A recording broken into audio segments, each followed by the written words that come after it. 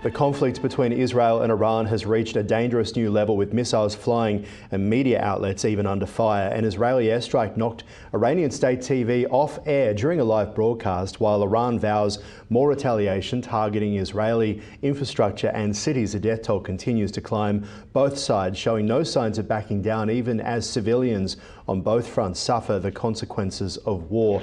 Let's head to the US now. We're joined by Oz Sultan from Sultan Interactive Group. Great to see you. We have been witnessing these strikes over the past few days becoming more and more significant. What are your thoughts? It's interesting. You know, the Iranian attacks penetrated the Iron Dome for the first time, hitting Tel Aviv in numerous areas. There were hits in Haifa, there were hits in a few other areas, a number of casualties from that. This is the first major escalation that we've had in some period of time in between the countries. Pakistan decided to throw their hat into the ring, saying, you know, the nuclear power would support Tehran inside of this conflict. So it's bubbling up to become something that really needs a bunch of de-escalation. We've had France and a number of European groups stepping in, saying that they're going to start pushing towards a conversation and a two-state solution and de-escalation. The Pope came out in favor of stopping this, increasing conflict. And now we have Trump over the weekend saying that he's going to be pushing towards a peace, I guess a peace agreement in between Israel and Iran. But there's also the challenge that the Israelis knocked out a good number of the people that Trump was negotiating with prior to the weekend. Extraordinary pictures we were just watching there of an Iranian state TV broadcaster hit by an Israeli strike. Let's have a look at the moment that it actually happened on air. آنچه که ملاحظه کردید، صدایی که شنیدید، فضای غبارآلود استادیوم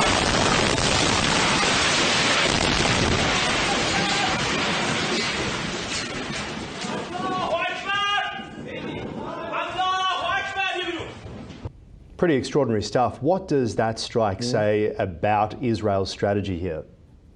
It's interesting. You know, it's precision strikes. They seem to have a tremendous amount of information on who's on the ground, where they're on the ground, the targets they want to go after. There was a senior IRGC official who was killed in his bedroom over the weekend, and what you saw was what appeared to be a drone missile that struck the building, only took out the bedroom, and left the remainder of the structure intact. So there's questions that are now arising in terms of, Israel's strategy in Gaza versus Israel's strategy in Iran, and why they're a bit asymmetric from each other. There's also the lingering question of where this is going next. What is Israel's long-term strategy in attacking Iran?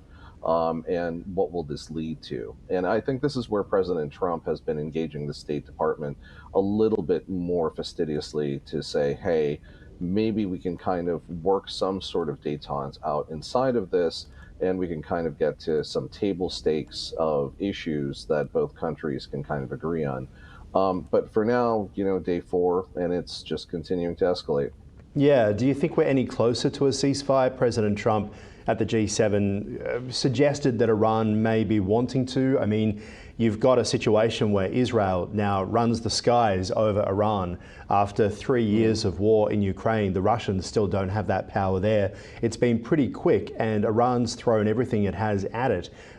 Yet they seem to essentially be at the point where if Israel goes any further, we could be talking about regime change. Well, I think the negotiation levers are really going to come down to two things. It's going to come down to nuclear in terms of nuclear power, because by no means would we allow Iran to have nuclear weapons. But secondarily, it's going to come down to, I think, trade and sanctions. And if those two things can be worked out by the State Department negotiators, I think there's going to be a push by Marco Rubio to get Netanyahu and the Knesset to capitulate on this. Now, will that happen? That's a big TBD. But it's at least the direction that the administration's going in, and it's likely the terms that are going to be set inside of the next couple of days as they start trying to push to bring this thing to a close.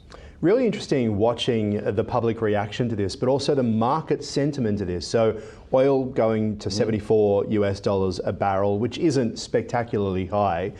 What do you think it says about where the market has been? Has it just grown resilient because of the amount of shocks that have happened over the past few years? I think you've got Bitcoin kind of thrown into there. So gold spiked, oil spiked briefly, as we saw. 74 isn't really huge. And then you had a short-term Bitcoin sell-off, and then a longer-term over the weekend Bitcoin buy-in by a number of institutions. And then the other thing too that kind of came up is that both Iran and Israel are individually holding over 200,000 Bitcoin each.